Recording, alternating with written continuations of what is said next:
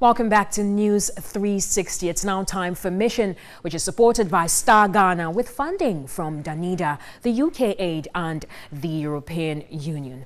Now, the Ghana Education Service has supplied furniture to the Kachilendo District Assembly Primary School in the Pandai District of the Northern Region. Now, this follows TV3 Mission's report on how pupils are used on farms during instructional hours to raise money to buy school furniture.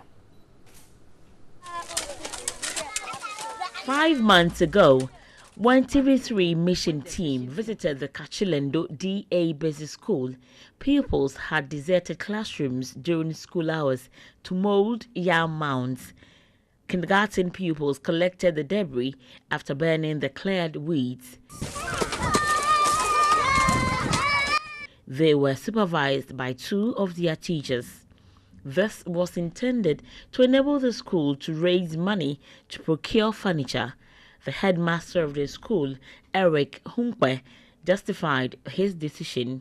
We're raising yam mounds to plant the yams. Maybe, God willing, next season we may get some yield, and then we will use it to see if we can mold some of the dexes for the pupils. This exploitation is done at the blunt side of their district authorities. After TV3's expose, the headmaster was authorized to stop the practice of using school children during school hours, but the problems of the school persist. Pupils sit on dusty floors, whereas others sit on broken pieces of furniture to do academic work. Assessment of kindergarten pupils is done through poem recitation. Very small ways. 5 months on, the school has received support. The Ghana Education Service has supplied 80 pieces of door desk, 7 teachers' tables and chairs. All the pupils would comfortably have a decent seat when next academic term begins.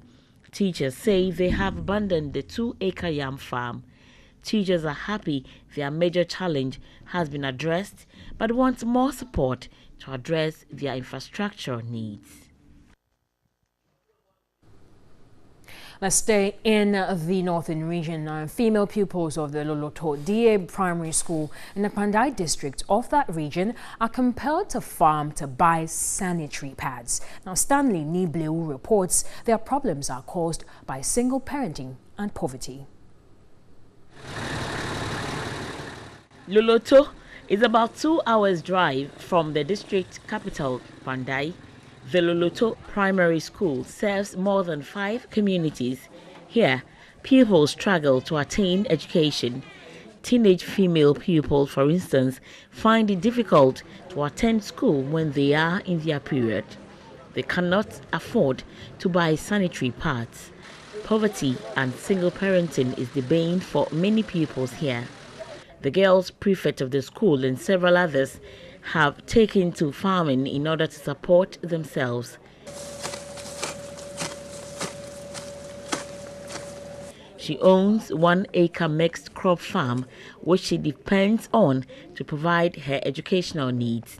This is what I do to be able to get money to buy pad and my books. This has been a ritual since the last 3 years. An open forum organized by the mission team to discuss the issue was attended by majority of the female pupils.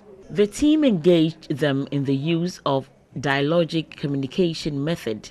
Those who have been overwhelmed by their situation expressed their frustration. Because my mother is dead, my father takes care of me. He cannot buy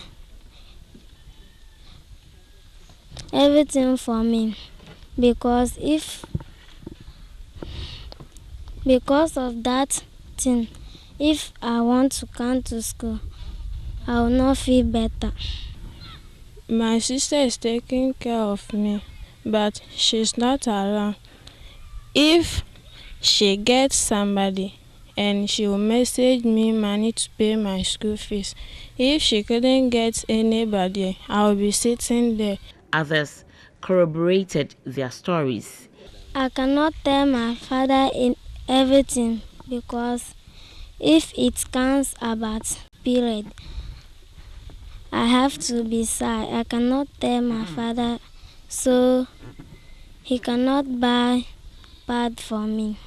I will stay at home.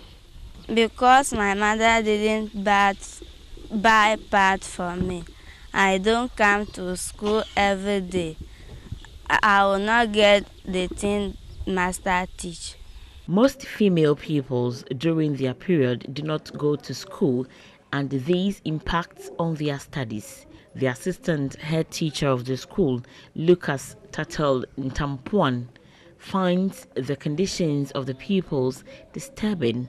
Some students, they come to school very late, and then when you ask them, some of them, because they are girls, they find it so confidential to reveal certain issues to us. But when we go to investigate the issues, we realize that some of them are in their periods, and then they don't have money to buy pass, so they cannot come to school as early as possible. Some of them stay away from school totally.